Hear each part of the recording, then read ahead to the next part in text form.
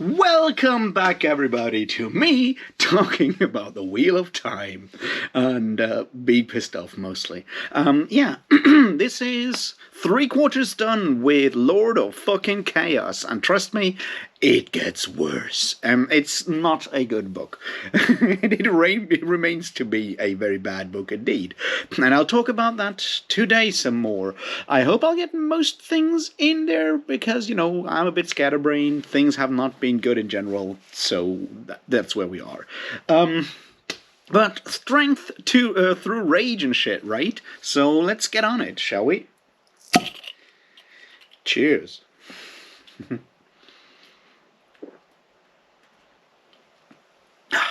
All right. So, this is chapters 31 to 40. Red wax, all the way to something laughter, unexpected laughter, something like that. Whatever. But I have to start with a quick bit at the end that I kind of forgot last time round. That is after... what's her name? Swan Sanche gets, healed and shit. We see that another dark person comes into Solidar. And another Aes Sedai, I have forgotten her name already because who cares about those fucking Aes Sedai? It's of course a dark friend and Black Aja. Honestly, I wonder if there's any non-Black Aja at the end of the day, but... yeah, we'll see. However, someone comes in there and calls herself Asangar, or Arangar? Asangar, I think. You know what? One of the two from the prologue that got revived or got new bodies by the Dark One. And the one that is now female. Now, as far as I remember, I'm pretty sure... hopefully it gets explained what their name was before, but they were a dude before, because so far no female Forsaken got killed, so they have to be a man that got now transformed into a woman. And I'll just leave a pin in here. We'll talk about how that is a problem once they get to do a bit more, which hasn't happened yet. So just keep in mind that this can become really, really, really ugly really soon, because we know how good Bobby J is when it comes to subtlety and when it comes to questions of gender. So I assume having someone change their gender will be handled with tact and understanding, right? And the fact that they are one of the evil people, of the bad guys or girls or whatever, just inspires me with a ton of confidence for the future. But that's not what we're going to talk about here today. I just wanted to mention that I have not forgotten that they arrived and are now more or less subtly steering events in Solidar.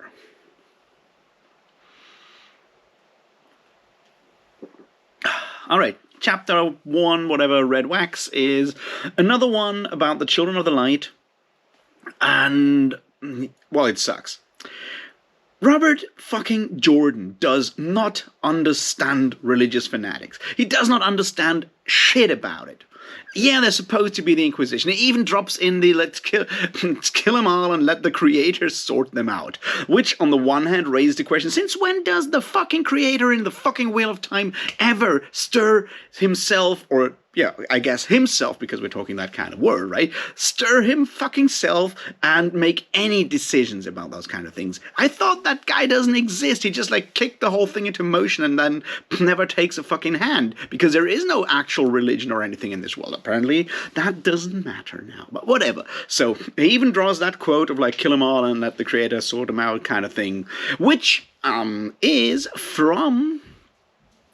all the way back from the Albigensian Crusades, which was a fun time when the French royal family from the north of France, what we call Paris, used a few ideas of heresy in southern France or Occitania as an argument to invade there and kill everyone and take over and centralize France. They obviously did that with the support of the church, sort of, but at the end of the day, while it is considered a crusade against heretics, those being the Cathars and the Waldensians, mostly it was basically the French royal line going there and destroying Occitania in the name of religion. But anyway, and that's about one of the sieges. It's not Toulouse. I always forget whether it's I think it's actually Albi or Carcassonne. One of those two that got like everyone in there got destroyed, got killed, because that's how you do that kind of stuff. Like, kill them, let God sort them out. However, apart from that, what we get is like everyone within the white cloaks, the children of the light, I should say, is also intriguing against everyone else, because that's just how these things work. And none of them is a really true believer, I guess, but they're all power mad sadists, which doesn't make any sense. But I've spoken about that before, and it doesn't get any better. What they, however, do is kind of pressure Morghese into signing that dumb thing that she will, allow the White Cloaks into Andor, which will, of course, go really well, right? We just know that it will go well. We really, truly... Nah, forget it. It's just a not very good chapter about all of that, and how at the end of the day Morghese just gives in because someone gets hanged who may or may not have been a dark friend, but who cares? No, seriously, I'm annoyed, because having religious fanatics, or having any form of fanatics, and there would be a really cool thing if they would work in any fucking way, but they don't. They don't.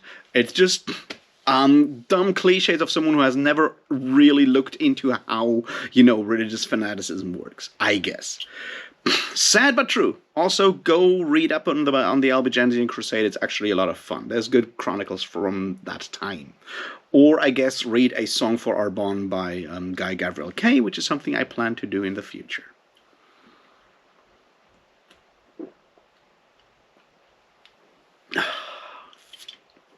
All right, now let's look at the rest of the mess of this, shall we? All right, the main storyline in this book in these chapters is Egwene traveling to Solidar and becoming the Amerlin seat. Yes, you heard that right. She becomes boss babe, or whatever they call it. Yeah, Amerlin seat, which is basically boss babe of the witches. Whatever. And while there are, retrospective explanations of why that will be the case, it is built up in a horrible way, but we'll go there when we have to go there. Let's look first at something else. And that is the whipping orgy, because of course we get one, because it's so fucking annoying, right? So what happens is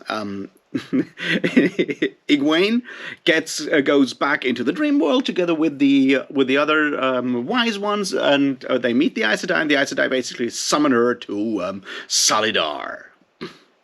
And she's like, okay, I can do that. And they're like, yeah, but make it snappy. And she's like, well, I can travel through, if I enter the dream world in the flesh, I can probably speed up things, even though that's not exactly allowed. And then she's like, all right, I'll do that. The wise ones come in, and she confesses that and apologizes for having done these things that they forbade her. And then she also tells them that she is not a full Aes Sedai, but only an accepted, and lied to them. Do you remember when I said that I don't believe he'll ever manage to make this, actually a worthwhile thing, that part of her lying and keeping that thing back from the wise ones? Do you remember? Yeah, here it is. She just, coughs it out and, apologizes. And because this is the Wheel of Time, and she has now incurred a lot of toll, because we're talking a heel, right? What that means is that all of the wise ones get to whip her arse with a belt in explicit detail, because that's just how that works. I don't know what to say about that. It's just why the fuck do you do that, Barbie J? What do we gain from that in a story way? We have this whole idea, that conflict of her pretending to be an Aes Sedai to achieve things and so forth. There could be mental pressure. There's obviously not, because, none of these characters have any form of,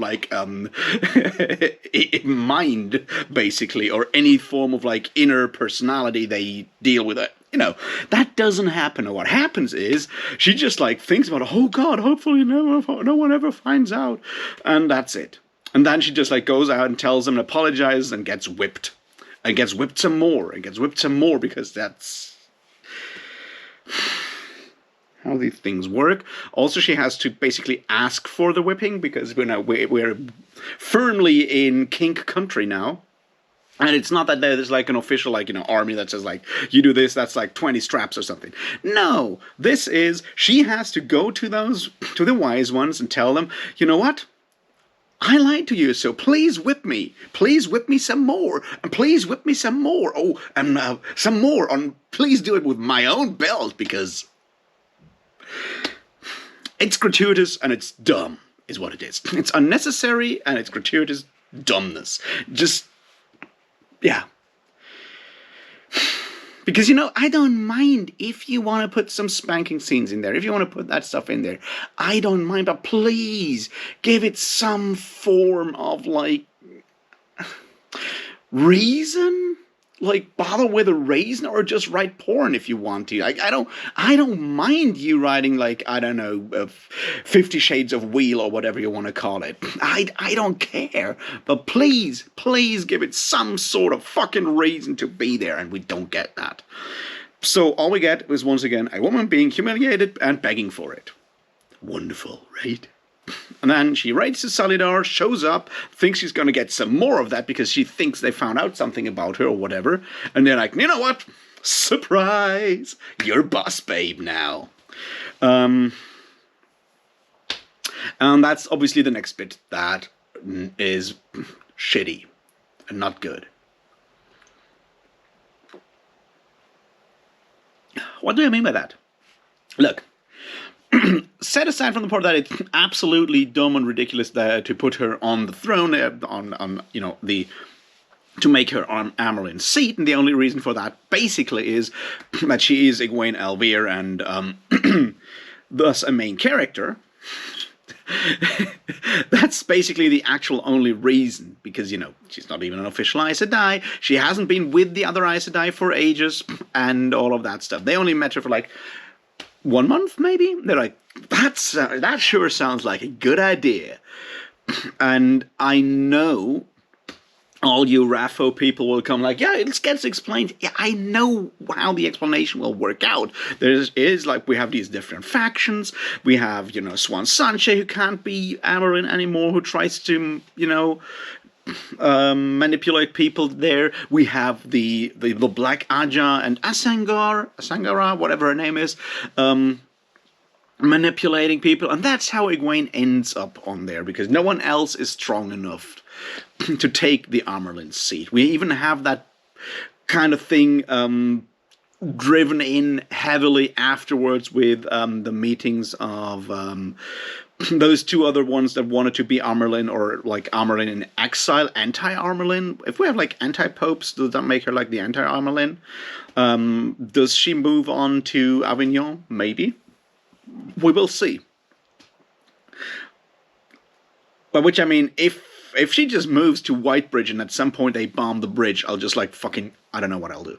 Anyway, my point is, to get back to it, I know that there are reasons in there, but they are not built up.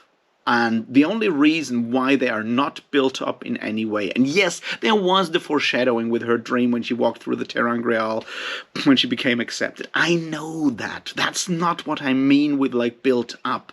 My point is, basically, it's only made this way to pull a cheap surprise on the audience, on the reader. And it's not even a good one, because yes, we got the foreshadowing of her dreaming to be the Amerlin, and someone else saying, you'll be the Amerlin at some point. And that's it. And that's the only fucking reason we don't get like anything like of the form of building it up, basically. And I mean, there's like one conversation with Swan and Ilana, whatever. When they're like, yeah, someone who's not here right now, and it could be interpreted as it should be Moiraine, I assume. or maybe Egwene. But if Swan Sanche thought of making Egwene Amerlin's seat all the way back when they still thought Moraine was alive, then yeah, whatever. But as I said, like it boils down to Robert Jordan sucking at intrigue because he doesn't know how it works. It's basically one of those terrible flowcharts, right? Where Robert Jordan has like one box which is Solidar, Aes Sedai, and Solidar, and he has another box that says Egwene, Amerlin. And then he draws an arrow between those two and just writes over it intrigue. And that's how far he goes into that. Yeah, they are all intriguing against each other because they're, the world conspiracy of the East Coast financial... of the Aes Sedai, who, in some way that we still don't know, control the world through means that we still don't know. Mostly through, like, their stupidity, I guess. But anyway, and that's all of it. And it's just, like, badly done, right? That's not how you actually create any form of intrigue. And the problem there is that to show these kind of things, ideally, you'd either have, like, more characters with viewpoints in that, like, bit, that being Solidar or, like, the Aes Sedai in Exile or whatever you want to call it. But you don't. You only have your outsider above the rest kind of group, that being Nynaeve and Elaine and Swan Sanche. That's all you have, because that's all Robert Jordan writes about. And so while he drops all those names, they name shit. They mean fucking shit. It's like, yeah, there's like 100 Aes Sedai, and we get like names of all of them. It's like, I still don't know anything about them except who has a homely face and who looks, we only get information on like how they look. It's like, that doesn't give me any information. I don't fucking care. If they would die in the next chapter, whatever. Morlanda, Moranda, whatever, Alanda, Anaya, I just don't fucking care anymore, because no one of those characters has any motivations, has any, like, character attributes that go beyond Anaya has a homely face and a motherly appearance, and that's it. Yeah, so what?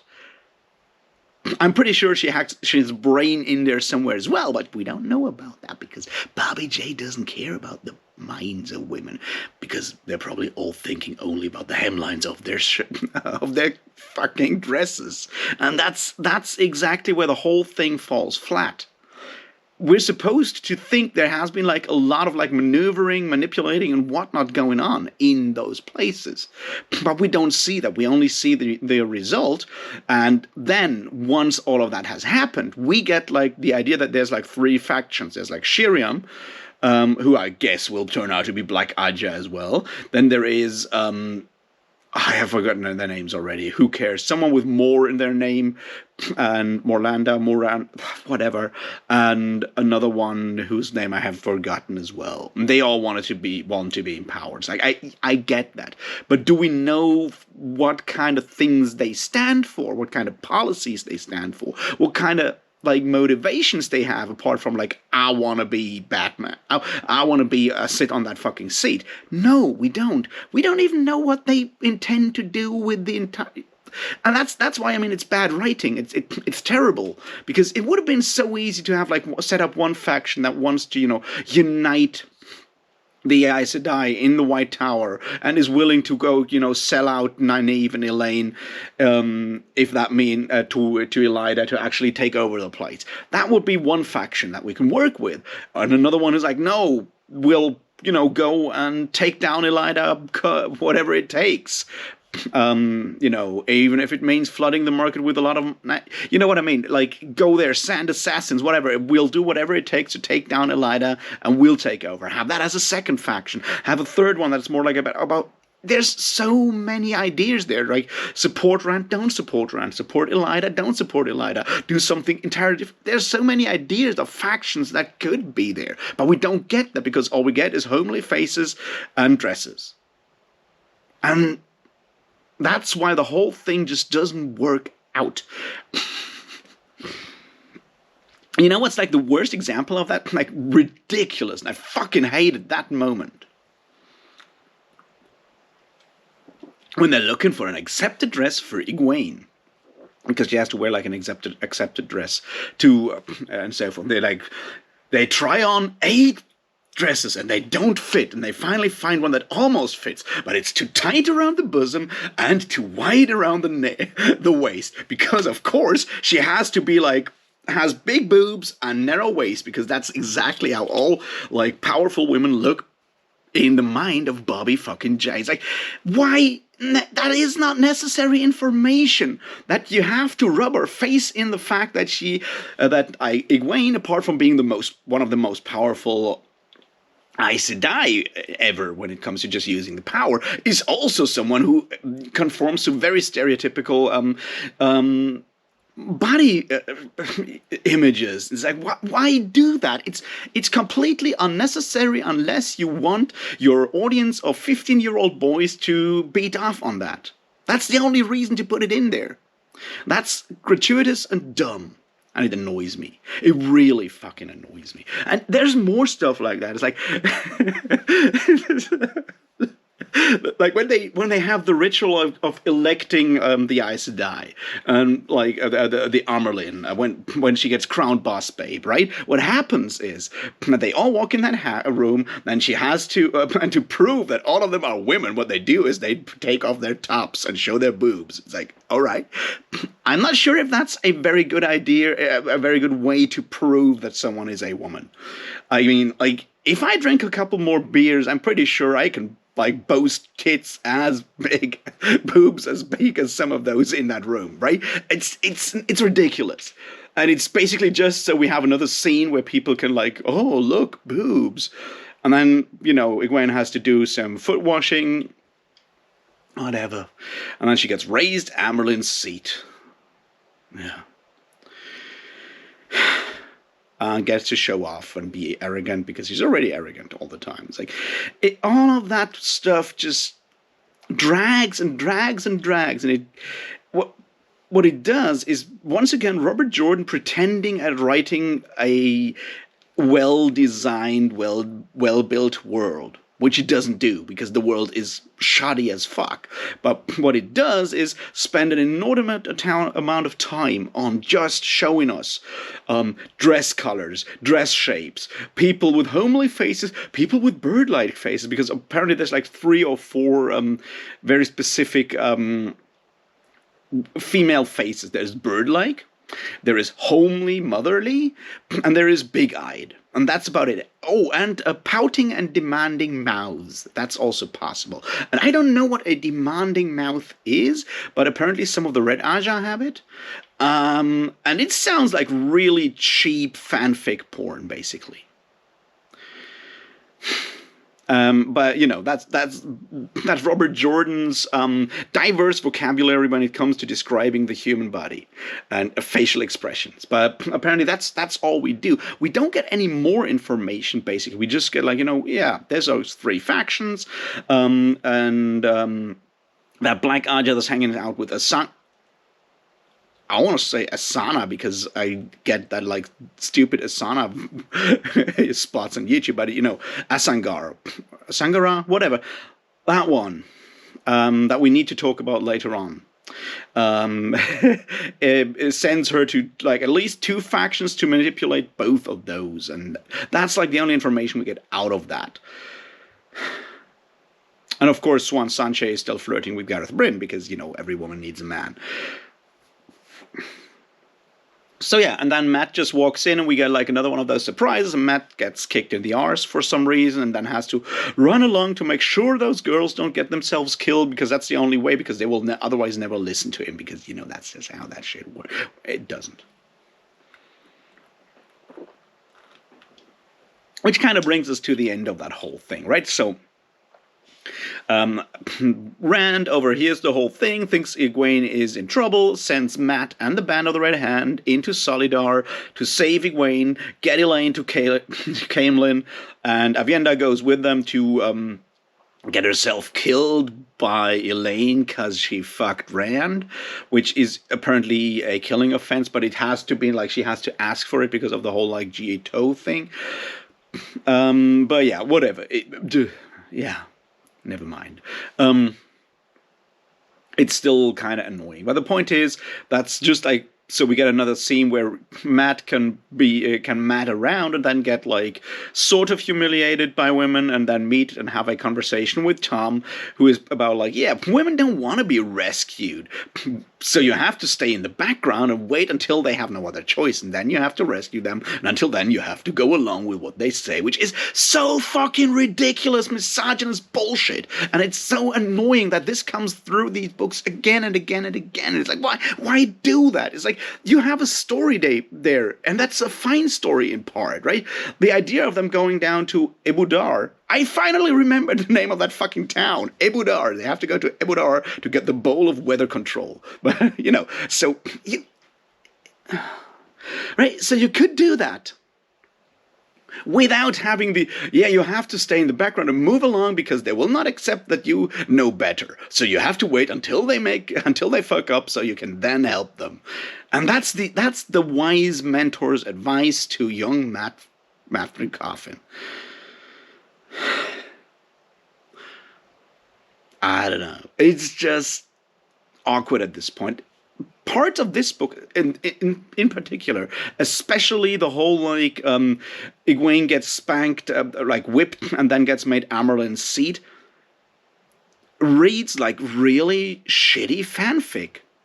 It's like we get a bit of a kinky whipping scene, and then our Mary Sue gets made like Boss Babe, because that's just how that works. And then we'll move on because she knows better. And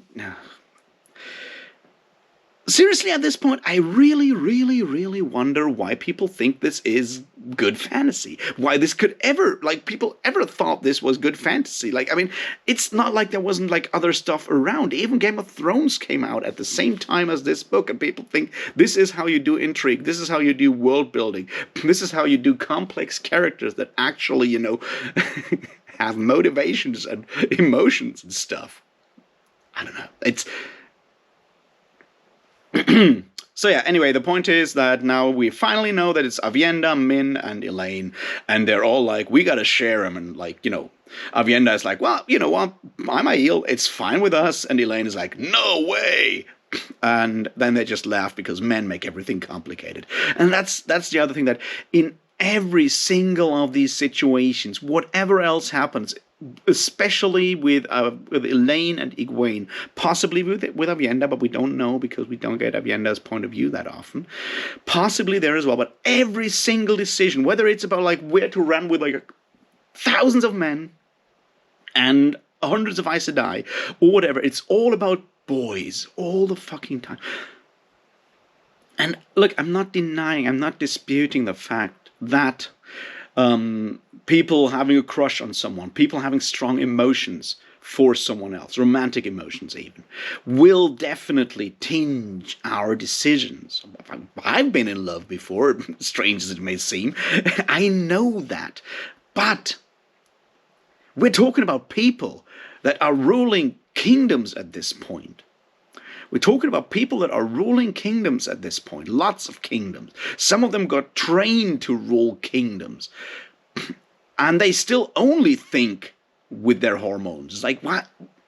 I'm sorry, that's unrealistic as well, right? This is not a high school drama where everything like revolves around just that one thing.